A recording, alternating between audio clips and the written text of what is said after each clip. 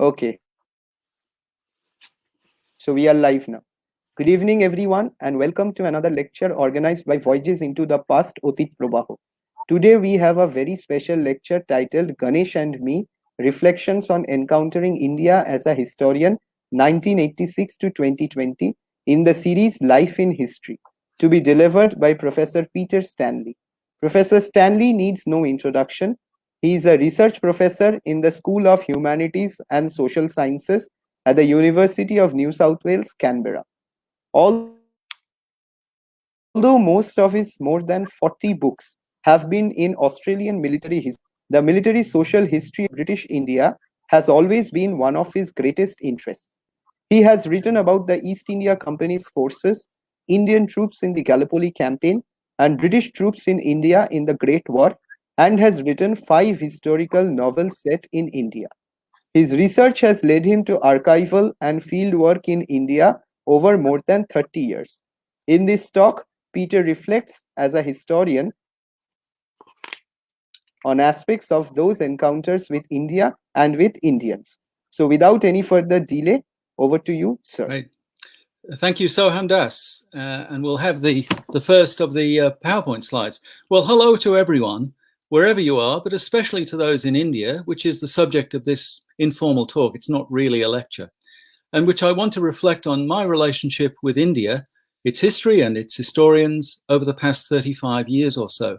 And I hope that my talk stimulates lots of questions on your part, and that will enable us to have a discussion later. Can I acknowledge the indigenous custodians of the various lands on which we meet?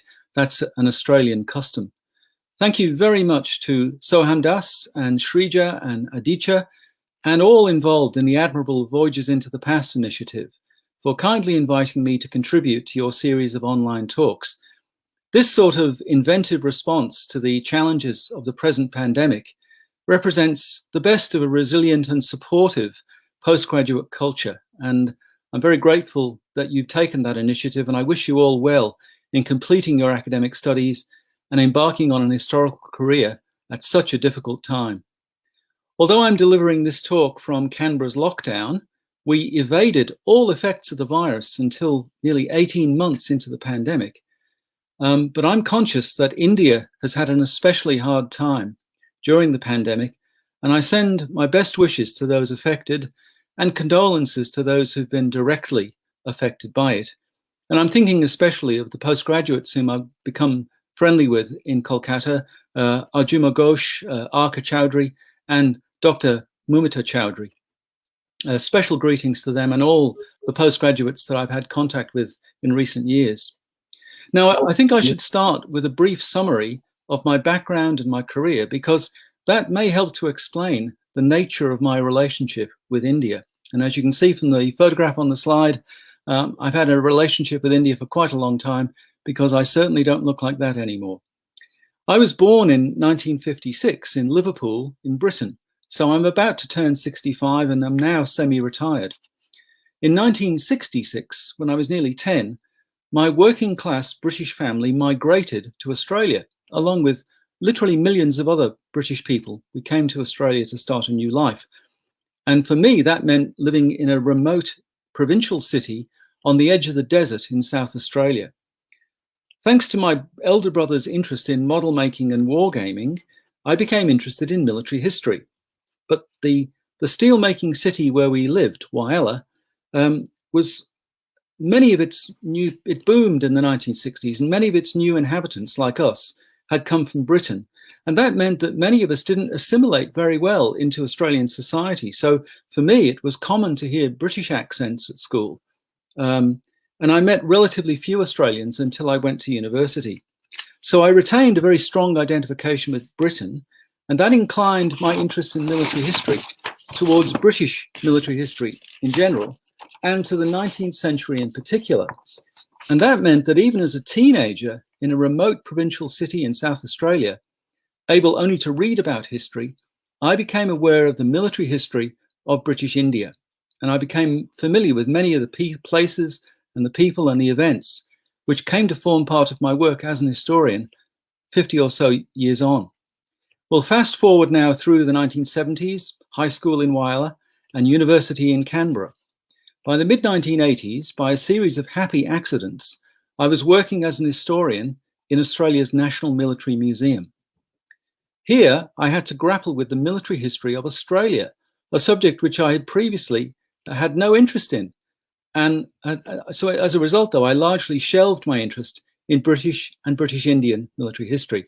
So I worked as a museum historian at the Australian War Memorial, that's Australia's National War Museum, for 27 years, and then from 2007 to 2013 at the National Museum of Australia. And I also did a PhD part-time between 1989 and 1992. And my daughters were each born in 1989 and 1992, so you can see that life became busy. My jobs in those institutions allowed me to develop things like exhibitions and to write books, and people paid me for them. But I also wrote books in my own time. And by 2010, I'd published a couple of dozen books, including publishing my PhD. And doing the PhD had enabled me to return to my interest in British Indian military history. Then in 2010, now that I'd left the Australian War Memorial, I published a book called Bad Characters.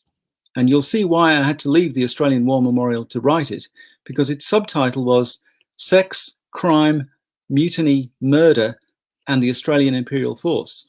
It told the dark side of the Australian soldiers' experience in the First World War. Amazingly, Bad Characters jointly won the Prime Minister's Prize for Australian History in 2011. And a year later, I was invited to become a research professor here at UNSW Canberra, where I've worked since. I've now, because I work as a research professor, I do very little teaching except postgraduates. I've now published over 40 books, and since joining UNSW, have been able to focus largely on the military social history of British India. Next slide, please. Well, as Soham Das mentioned, I've published several books on India. My PhD was published as White Mutiny, British Military Culture in India, 1825 to 75, so that middle decades of the 19th century. That was 1998. But a long gap to the next book on India, Die in Battle, Do Not Despair, The Indians on Gallipoli, 1915. That came out at the centenary of Gallipoli, 2015. Another book on India in the First World War, Terriers in India, British Territorials, 1914 to 1919. That came out in 2019. And the book on the right, the top right there, Hull Hull, The Suppression of the Santal Rebellion in 1855, which is in press now. It should be out maybe next year. And I'm presently working on a book called, John Company's Armies, The Military Forces of British India, 1824 to 57. So that's a book that will deal with all of the military forces of British India in that period before the 1857 Mutiny Rebellion. And the bottom row there, I also write historical fiction for enjoyment, and I'm working on a series of self-published novels. So there's 3 have already appeared, and I've got another 3 in press. That means that about a quarter of my books have dealt with Indian subjects. And I have a very strong conviction that in order to write about a subject convincingly, you need to try to gain experience of it. Now, historians can't go back to the past literally, but we can go to the places of the past. So that interest led me to publish a guide to Australian battlefields and battlefield research called A Stout Pair of Boots. And I've generally visited the sites of the battles and campaigns that I've written about. Generally, though, I say that because I haven't visited Mesopotamia, Iraq, Aden, Afghanistan, or India's, or now Pakistan's northwest frontier, nor Myanmar. And that was partly because I try not to visit dictatorships, but also the virus got in the way of the trip I might have made last year to Myanmar. That brings me to discuss visits to India, of which I've now made 12, all in preparation for or to conduct research for various books. Now, I said that, thank you, that's great. I said that working in Australian military history obliged me to abandon my interest in British India. That's true, but not completely, because in 1986, by that time I was married and with a house and an enjoyable and secure job in history, I realized that I was now able to have an experience which many of my peers had enjoyed, that is overseas travel. except for the overseas travel to come from Britain to Australia when I was a 10-year-old. Today, it's very common for young Australians to take what's known as a gap year between school and university. People often work for 6 months and then they use that to fund the next 6 months traveling. Well, I spent most of my later school and university vacations working to supplement my government scholarship. So except for that trip to Australia when I was 10, I hadn't really traveled anywhere overseas. The obvious destination for me was, of course, India. It was adventurous and would enable me to visit places that I'd read about. So immediately after my 30th birthday, I left on what was to have been a month-long circuit of northern India, from Mumbai, then still Bombay, via Calcutta, as it was, Lucknow, Agra, Delhi, back to Bombay and home. And I went on my own because my then wife didn't relish the idea of backpacking and she stayed home. And that postcard, which I sent from Bombay a few days, or in fact, the day after arriving, reflects the jangled state of my nerves. I'll read you a little bit of it. It says, "Dear workmates," I wrote it to the people I worked with at the Australian War Memorial. It said, "I'm suffering a massive case of culture shock at the moment, having this morning been dropped in it at the deep end. Severe depression was predicted, of course, but the prognosis is a good one. Well, once I got out of Bombay to Calcutta, the impact of poverty on such a scale is pretty shattering." And on I went about just how disturbing it was for a young, by now middle-class Australian to encounter poverty in Bombay and Calcutta for the first time. And you can imagine that encountering India by second-class rail, staying in cheap hotels, rather than as I do today, traveling by car or by air and staying in comfortable hotels, that experience was a revelation. And despite my familiarity with the history of British India and the help of my Lonely Planet guide, I was assailed and disoriented by my first days, as that postcard suggests. I was scammed in Bombay out of 200 rupees, which doesn't sound very much today, but in those days it was about $10. That 2-day sleeper trip across India was a wonderful journey. And now I traveled across India from Bombay to Calcutta by a 2-day sleeper trip. But in the confusion of arriving in Calcutta, I almost took the coward's way out. And as I say in that postcard, I almost got on the next plane home. But after a shower and a cup of tea, I was staying at the idiosyncratic Fairlawn Hotel in Sudder Street, just off Chowringhee. I decided that Calcutta wasn't so terrifying after all, and it soon became, and it has remained, my favorite Indian city. Next slide, please. Well, on that trip, in the souvenir bazaar at the Red Fort in Delhi, I bought a tiny brass statue of Ganesh. I'd read in the Lonely Planet guide, that's the copy of the Lonely Planet guide that I took with me. I read in the guide that scholars often regarded an image of Ganesh as auspicious. And since then, I've had one sitting on top of my computer. It's still there at work. And it certainly worked for me. I kept a diary of that trip, and there it is on the left. It's called Ganesh and Me. And I documented the trip day by day and often hour by hour. And I borrowed that title for this talk, of course. That's significant because from this first trip, even though I had no plan then that I would start a PhD in British Indian military history, I learned things and I saw things, and I even did a bit of research that impelled me, that pushed me towards doing a PhD on an aspect of British Indian history. So although I was a 30-something young tourist, I traveled not just as a tourist, although I visited all the obvious places, the temples, the forts and museums, but I also traveled as a researcher, gathering impressions which, although I didn't know it then, would contribute to my development as an historian. I got sick, of course. I got a chest infection because it rained on me in Calcutta. I didn't think it was going to rain in Calcutta in November, but it did. So that curtailed the trip. I came home after 3 weeks. But that trip was absolutely decisive in giving me glimmers of insight into India, both the then of the 19th century, in which I was especially interested, but also the modern India, which was changing every time I was to return. And I did return. You'll see on the right there, that book called Napier Notes, My Indian Trip 2003. And that's, again, a diary I kept to document another trip that I made. I'll talk about that presently. In that first trip, as well as visiting the big cities, I was also able to get to a place called Berhampur in West Bengal. And I visited there because even then I was interested in what was called the White Mutiny. One of the things we might talk about is the fact that I'm not as interested in Indian history as I am in British Indian history.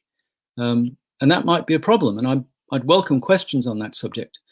But a crucial event in the 1859 so-called White Mutiny that occurred at Berhampur, there was a mutiny there at the beginning of the 1857 Mutiny Rebellion too. But I was interested in what happened there in 1859. And I was also interested in key sites of the 1857 Mutiny Rebellion.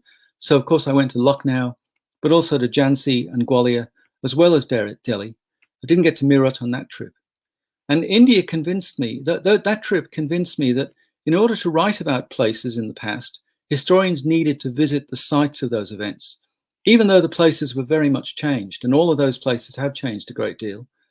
So over the following 30 years, I applied that approach that I'd learned in that trip to India by traveling to a dozen other places, battlefields that Australians had fought on in Europe, in Asia and Africa, in order to write other books. But that first 3-week trip to India invigorated my fascination with that country in general, and with the India of the mid-19th century in particular. So I next visited India at the end of a 3-month research trip to Britain to do research for my PhD in Britain on the White Mutiny. And that meant I was able to get to Delhi, not just as a tourist, but to work in the National Archives of India. And that was the first of several enjoyable, if eventful, encounters with that institution. I was able to get back to Berhampur in West Bengal, and I was able to visit Dinapur, the cantonment just 10 kilometers or so from Patna, where the last act of the White Mutiny played out in 1860. So although these trips were shorter, it confirmed that for all of its frustrations and hazards, I really liked being in India, and I very much enjoyed meeting Indians. And that feeling and that attraction for your country has never waned. India is unchanging in many ways, but of course, as you know from your own lifetimes, it's changed massively and rapidly during the past 30-odd years. But it remains a place where I do feel at home, even though it's still often uncomfortable, challenging, often infuriating, but never is it dull. Next slide, please. Well, they're the trips I've made to India. I won't describe all of them in detail, but summarize them. As you can see, the first 3 was trips I made either before I started the PhD or after I had commenced the PhD. That totaled just over a month. So I wasn't in India for very long in those first 3 years or so. Then came, as you can see, a very long hiatus in which I got on with raising a family, doing my job, various jobs, writing books, getting divorced and remarrying, and generally getting on with life. And despite those other commitments and distractions, I retained an interest in British Indian military history, which really was quite dormant for most of that time. Then in 2003, I was lucky to win a Pallitt Scholarship to go to Delhi to spend, I think, 3 weeks in the National Archives. And since 2012, because I then moved to the University of New South Wales, Canberra, I've been able to make virtually yearly visits to India, and not just to North India now. I managed to get to South India as well, and to make several quite long research trips. I also have tried other ways to get back to India. So twice I've pitched the idea to travel agents of leading tours to military historical places in India, neither of which came to anything. But lately I've been talking to retired officers in Pakistan, where I've never visited, unfortunately, to do something on the military heritage of the Northwest. And of course, the coronavirus has delayed that idea, but I remain quite optimistic. Well, as I say, I won't describe those visits in detail, but I will mention some of the highlights. As you can see from that list, I've returned again and again to Delhi and Kolkata, partly because Delhi has the National Archives and Kolkata has the National Library of India, and Delhi also has the excellent library of the United Service Institution of India. For me, some of the highlights were to have traveled for a week on the mighty Ganga River, to have driven through the Nilgiri Hills and to have seen the plains of the Punjab, to have walked the walls of Bharatpur and Gwalior and Jhansi, and to have stayed in the hill stations of Shimla and Darjeeling. And also, and this is, I know, quite an esoteric pleasure, to have visited cantonments such as Firozapur and Meerut and Ambala, Lucknow, Dinapur, Pune, and Bangalore. And I've managed to do all those visits to cantonments without being arrested once, which I think is either a triumph for me or an indictment on the Indian Army's security. Because when you visit cantonments, as you well know, you need to be quite wary of the suspicion that you might be up to no good. And all of these places and the things I saw and the people I met in those places have fed into my understanding of India and especially of its military history.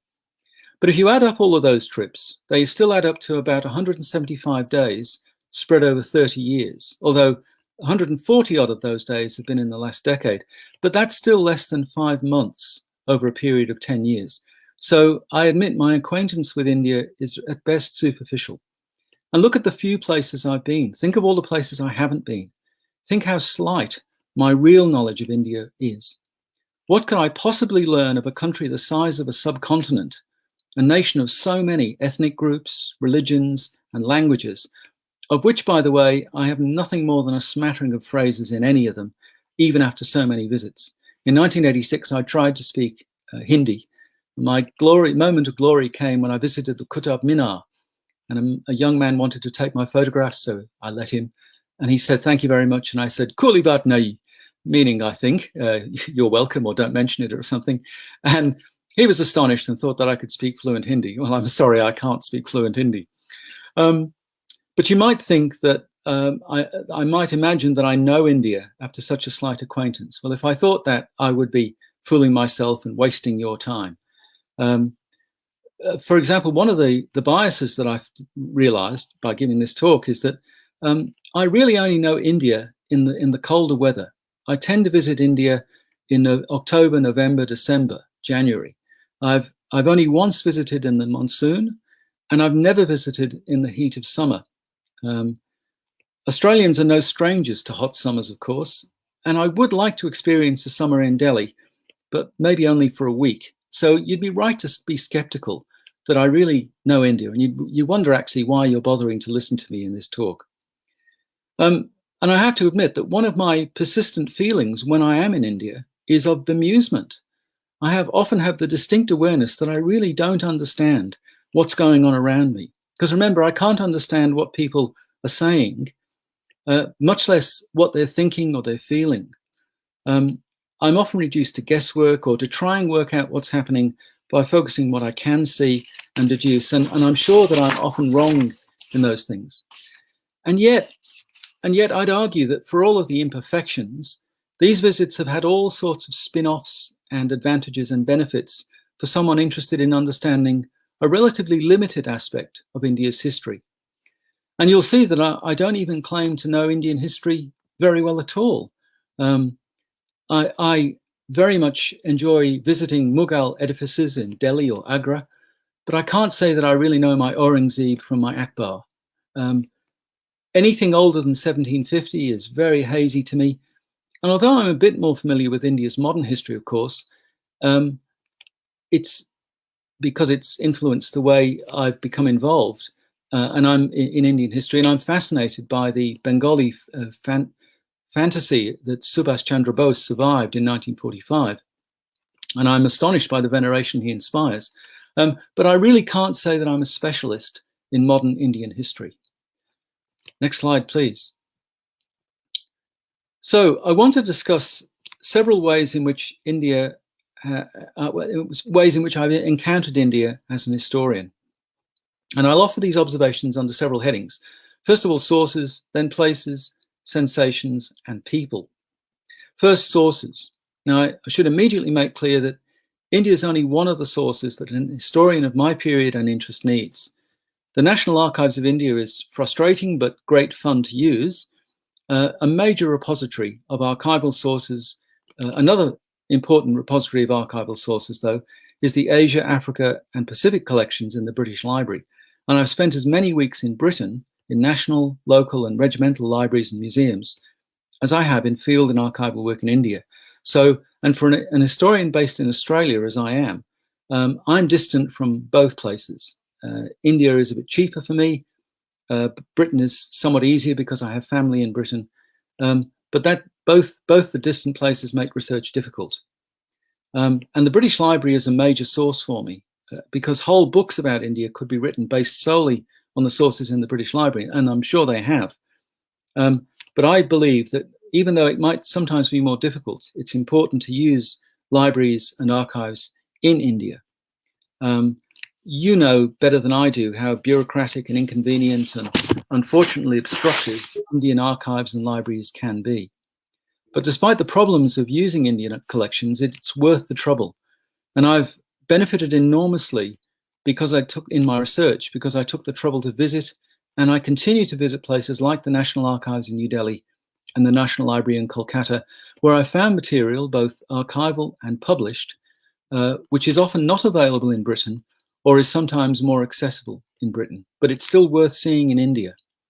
The National Archives in New Delhi, for example, holds records of the company's European troops, which not only helped my PhD thesis and the book that came of it, but which also provided the inspiration or the foundation of two of my novels.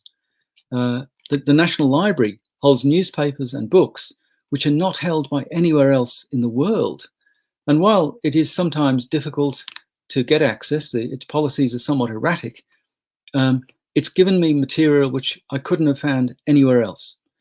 There are also sources in India that you can only get in India. For my Indians on Gallipoli book, I was very privileged to be able to consult and photograph albums and documents owned by Amarinder Singh, the present Maharaja of Patiala, at his new Motibag Palace in Patiala. And they included images and evidence of the Patiala state troops' experience of Gallipoli, which I could not have obtained anywhere else.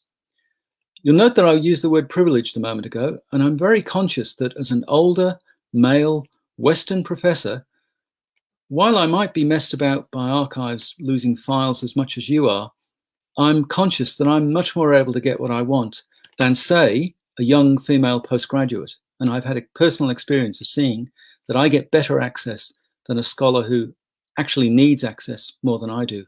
And sadly, that's one of the ways Indian Archives works. Just before we change the slide, that's a photograph of my desk at the National Archives in, I think, 2003.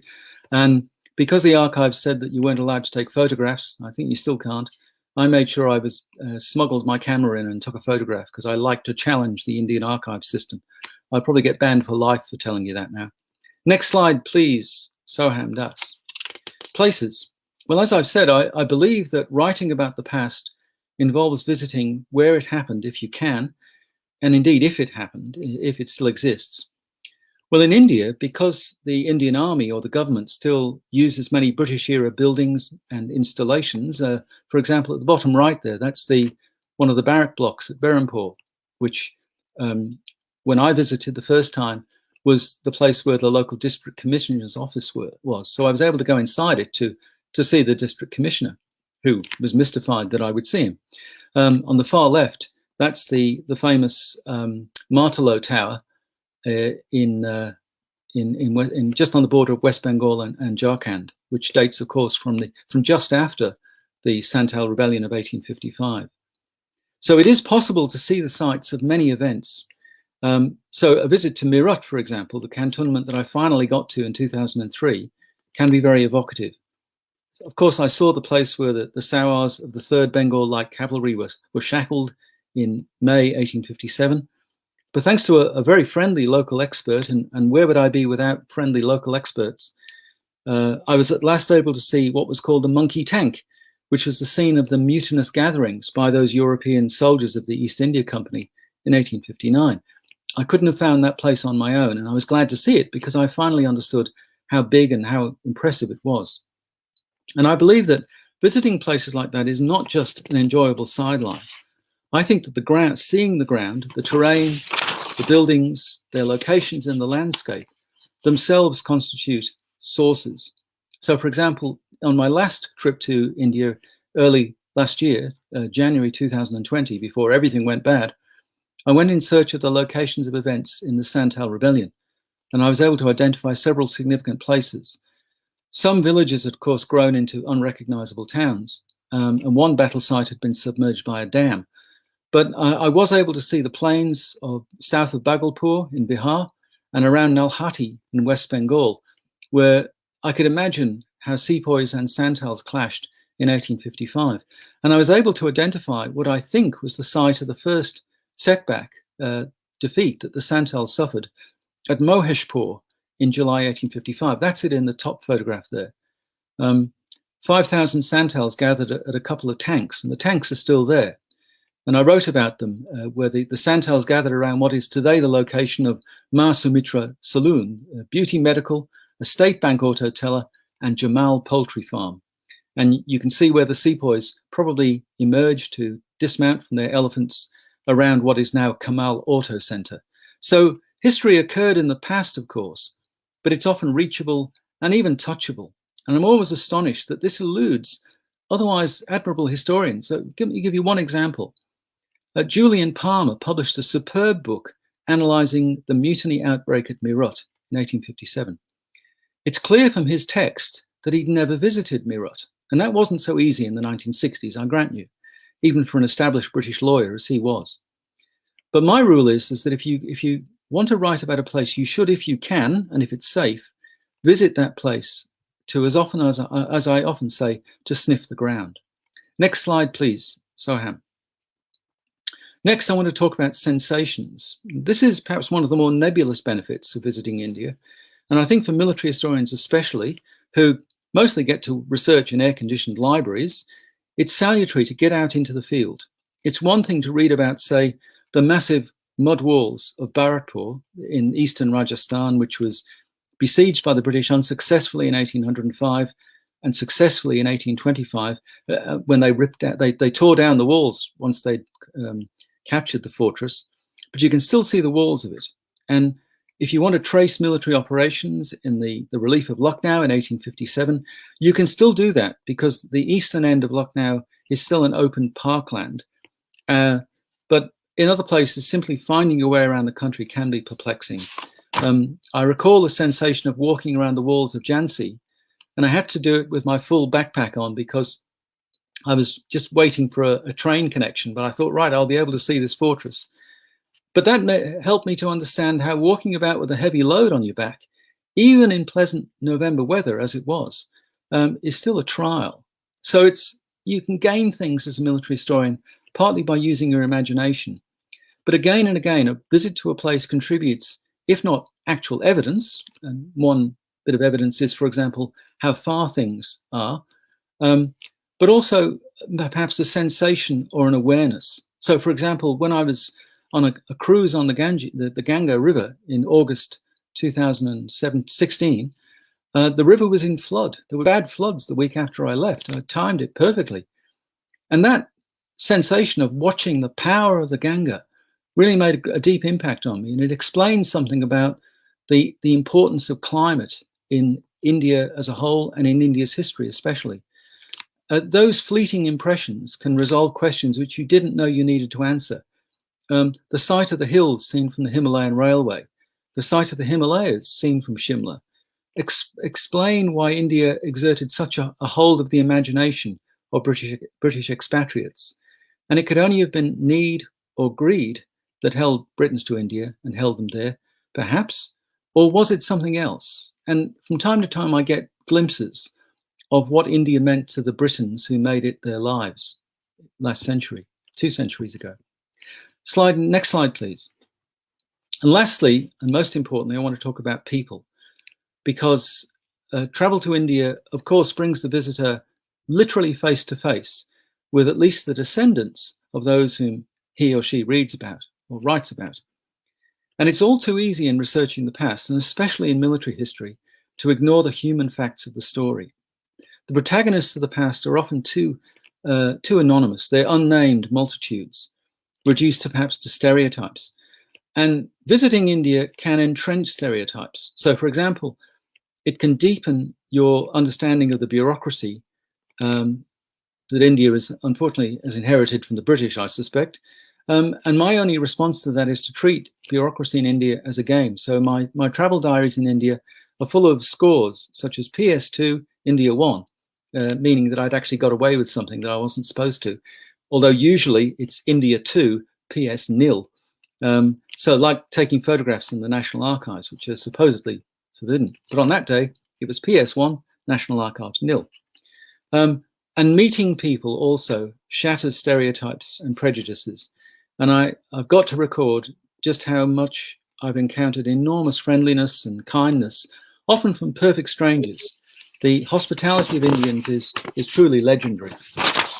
And I've left until last one of the greatest benefits and pleasures of visiting India. And that's, of course, the contact it brings, not just with the people of India, but also with people who are interested in the history of India, as you are. I now have friends and associates among India's historians. I found that travel forms and strengthens bonds to mutual benefit. The conversation, and once I shut up, I hope we will have a conversation. The conversations I've had exemplify the value of those relationships. So I now enjoy very warm relationships with a number of Indian academics and authors, Squadron Leader Rana Chinna of the USI in New Delhi, Professor Kaushik Roy at Jabalpur University in Kolkata. And those colleagues have been immensely helpful in introducing me to sources and to people of great value, and I'm very grateful. I'm very glad to record that gratitude now. I've also found that becoming a minor part of the military history community in India has brought me into equally contact with a great range of people, retired military officers, of course, the Maharaja in Patiala, but also postgraduates. And I've been delighted to see, to have met and to have become friends with postgraduates and to see how they're developing as historians. And some of them have done work for me in India's libraries and archives. And I've returned the favor. In 2019, I edited a collection, there it is on the right, Jabalpur Junction, which was a collection of writings on Indian history by a group of Indian postgraduates. That experience was tremendously influential. It first of all reminded me that I truly have a privileged life, but also that I should share that privilege with postgraduates who, as we say in Australia, are doing it tough. It's very difficult to be a history postgraduate in India. It might be difficult to be a history postgraduate anywhere, but in India, it's especially so. Next slide, please. Let me finish by sharing with you just one moment in my most recent trip. Again, that trip I made through Bihar and Jharkhand and West Bengal, driving to Kolkata in search of the places where the Santhal rebellion had occurred 175 years before. Much of the country was utterly changed, but I did see enough to, as I say, populate the imagination. And a high point came towards the end of the trip, and I visited the village of Bugnadahi in West Bengal, no, in Jharkhand, sorry, where the uprising had begun in July 1855, when 3 Santhal brothers killed a corrupt and oppressive local official. And that sparked the rebellion, that sparked the repression of the rebellion, that led to the creation of the Santhal Parganas, but also to the deaths of about 50,000 Santals. And while my driver was driving around the village, purely by chance, I met this young man on a motorbike. He's a teacher at a local school. We fell into conversation, and he told me that he was descended from one of the brothers. The 3 brothers who started the rebellion came from that village, and he was descended from them. I was, of course, delighted. This is exactly the type of serendipitous chance meeting you have, which transforms your understanding. I was delighted to meet him. I was glad to tell him I was writing a book about what the Santals call the Hul, and he spontaneously kissed my hand. It was a response that touched me very deeply, and I'm looking forward to giving him a copy of the book when it finally appears. And it's moments like that that make traveling to India immensely worthwhile. And I should mention too, there are hundreds of ordinary people, drivers, guides, archivists, librarians, hotel staff, officials of various kinds, they're not all unhelpful, passers-by, fellow travelers, many, the vast majority of whose names I didn't record or never knew, who variously offered advice or have made visits to India so rewarding over the years. Set against the occasional rascally taxi driver or the several con men I've run up against, my experience of India has been overwhelmingly positive. Finally, if there's one thing that visiting India as an historian teaches, it is that it's impossible to try to comprehend the history of British India only from documents in cool, quiet archives. History must be sought not just in archives and libraries, but can be found in the fields and in the streets where it happened. And doing that brings the historian into contact, not just with colleagues and officials, but with postgraduates, such as many of you tonight, and with people like the young man by the roadside in Bugnadahi. I'm not a believer in anything, but I do sometimes wonder if this good fortune has at least partly been due to that little brass figure of Ganesh I bought in the bazaar at the Red Fort on my first trip to India all those years ago. Well, thank you for allowing me to share your voyages into the past. I look forward to your comments and questions. Thank you.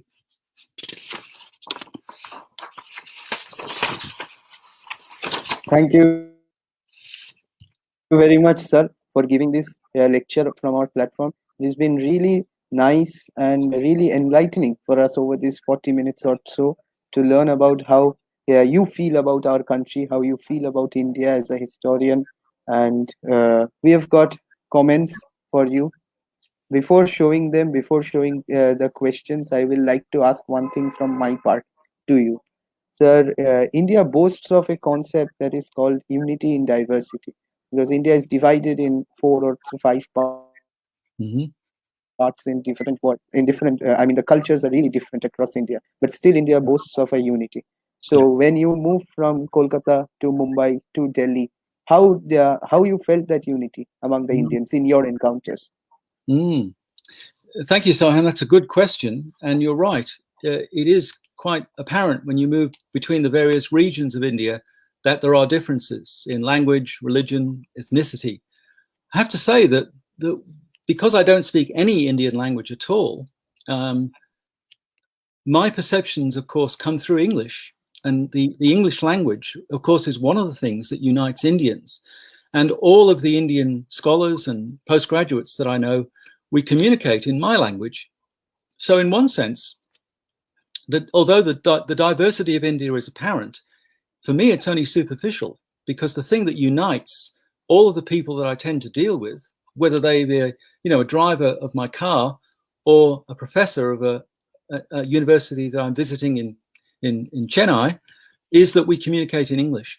And I'm very conscious that there's a tension and a balance in India between the local and the regional and the specific to that place and the idea of a nation.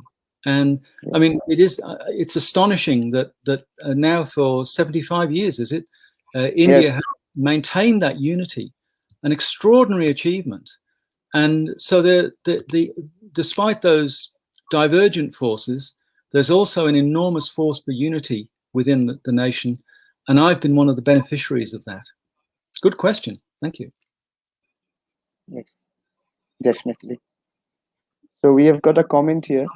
It is in Bengali. It is by Sham Malakar. I will first say the Bengali and then I will translate it into English. Here she says, এক বিদেশি লেখকের মুখে ভারতীয় ঐতিহ্যের বর্ণনা শুনে মুগ্ধ হয়ে গেলাম, which roughly translate to English that he is fascinated to hear from a foreign writer about the rich culture of India and that is overwhelming for him. Oh, thank you. Believe me, India is much more overwhelming to me. Right.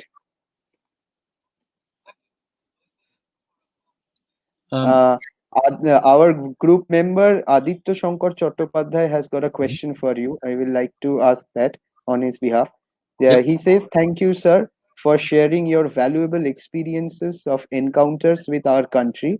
Sir, what is the future of study and research of military history in India according to you? Please share your opinion with us. Yeah, thank you, Aditya. That's a really important question.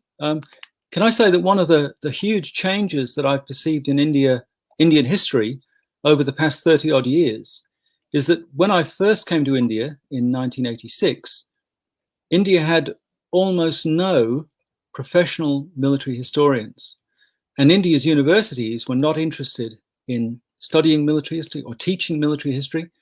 And the Indian services, especially the army, the only people interested in military history there were retired colonels. They were the people who were doing the research, and not much of it, but they were active. 30 years later, that picture is completely transformed.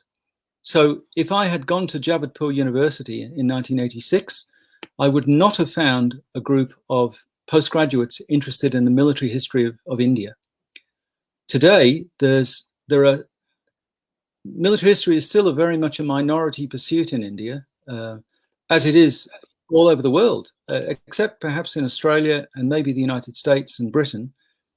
But in India, at least now, there are universities like Jabalpur, like JNU in New Delhi, and odd places in between, where people are teaching military history and are encouraging research in military history.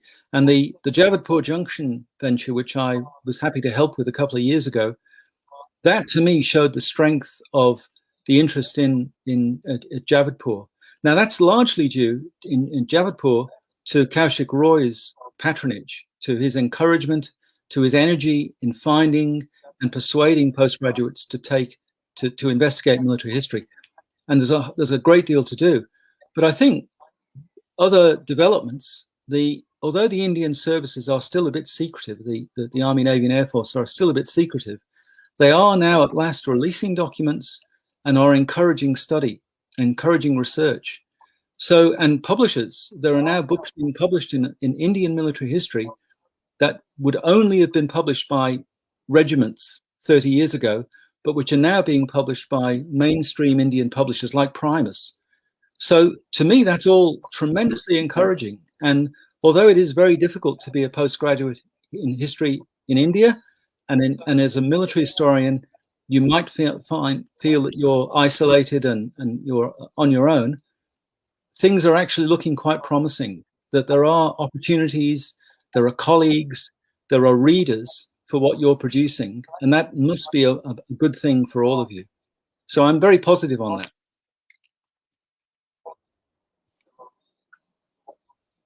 Okay. So as you mentioned about Professor Kaushik Roy, he's presently the head of the Department of History in Jabalpur, in my very own university. And Jabalpur is really a junction. It unites people from across the globe, across cultures. It's really fascinating. Yeah, Kaushik has held a number of conferences which have brought people. Yeah. I mean, I've met British military historians in India that I hadn't met in Britain. So it's right. A tremendously important place to foster military historical scholarship. Yeah.